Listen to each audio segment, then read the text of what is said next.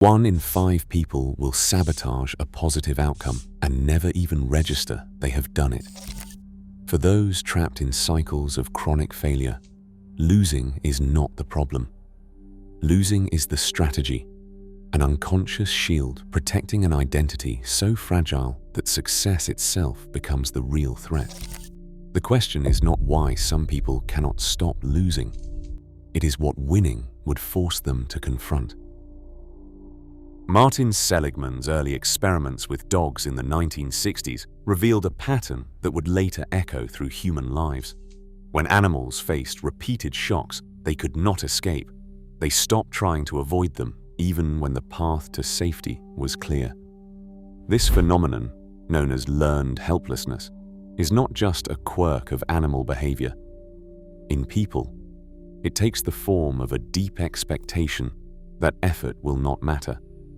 When failure becomes routine, the mind quietly rewires itself to anticipate defeat, and the drive to act withers. Over time, passivity is not just a response to past losses, but a shield against future disappointment. Neuroscientific studies show that chronic stress dampens the brain's motivation circuits, making avoidance and withdrawal feel safer than risking hope. Albert Bandura's research on self-efficacy confirms that people who believe their actions are powerless to change outcomes are far more likely to give up, even when success is possible. Low self-efficacy predicts higher quit rates, less persistence, and a shrinking willingness to engage with challenge. In this way, learned futility and diminished self-belief form the first layer of the architecture that traps people in cycles of losing, where not trying at all feels less painful than trying and failing yet again. Success is not always the relief it appears to be. For some, achievement triggers a surge of guilt and doubt that feels more threatening than any setback. A longitudinal study of Italian university students found that guilt over surpassing peers predicted a rise in self-handicapping, where students would deliberately underperform or create obstacles to justify falling short. This pattern is not just academic. The roots often run deep, shaped by early attachment experiences. Research shows that people with anxious attachment styles are especially sensitive to the possibility of rejection or envy after success. Their minds brace for the fallout, expecting that standing out will invite criticism or isolation. In these moments, the prospect of winning collides with an identity built around struggle, humility, or being the underdog. The mind scrambles to restore safety, sometimes by sabotaging progress before it can threaten the self-story. The paradox is stark. For those whose self-worth is tied to loss, achievement feels like a betrayal of who they are. This is the hidden mechanism that drives some to retreat from opportunity, even when the path to success is wide open. Patterns of chronic losing are rarely random. Beneath each setback, a hidden cycle operates, one that is stubbornly resistant to conscious intention.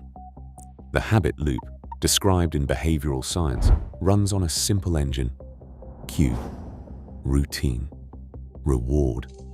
For someone caught in self-sabotage, the cue might be a whiff of hope or possibility.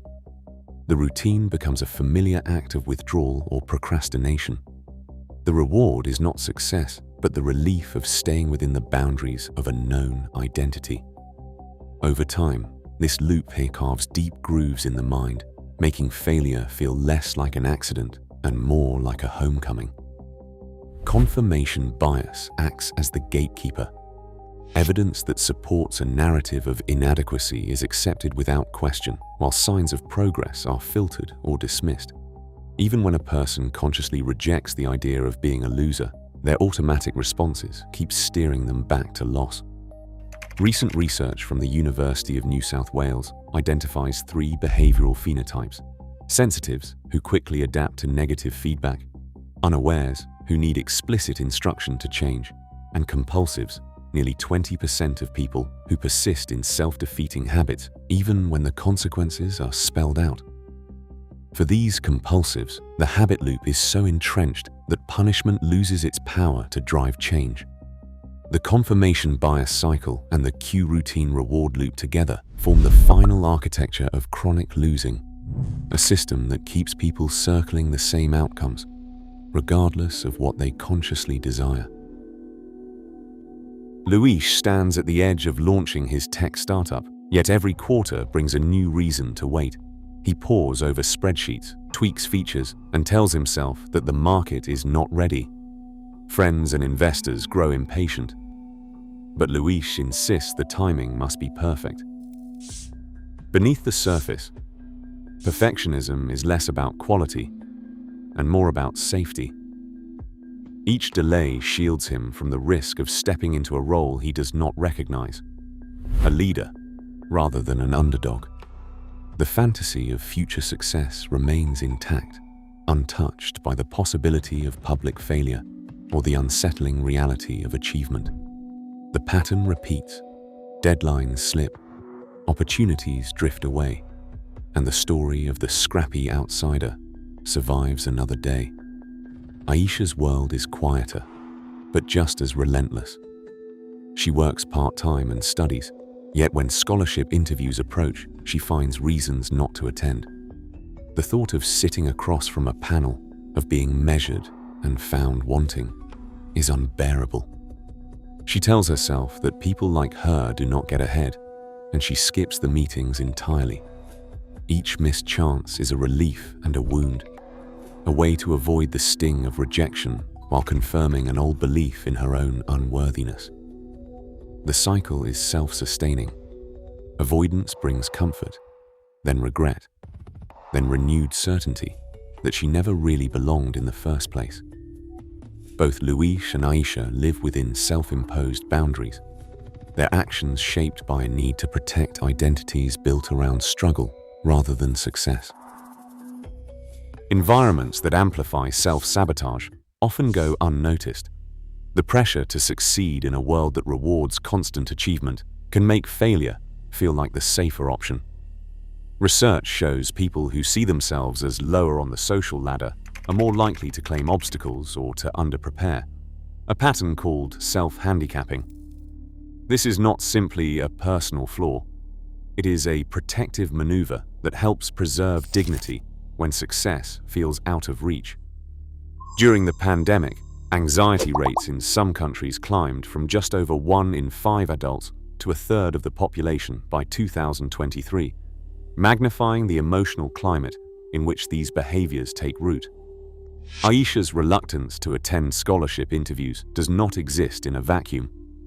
Studies from Serbia and elsewhere reveal that rising anxiety, economic uncertainty, and increased digital exposure all feed the cycle of avoidance and self-doubt. Dark triad personality traits like Machiavellianism and narcissism also nudge some towards self-handicapping, especially when combined with the stress of perceived low status.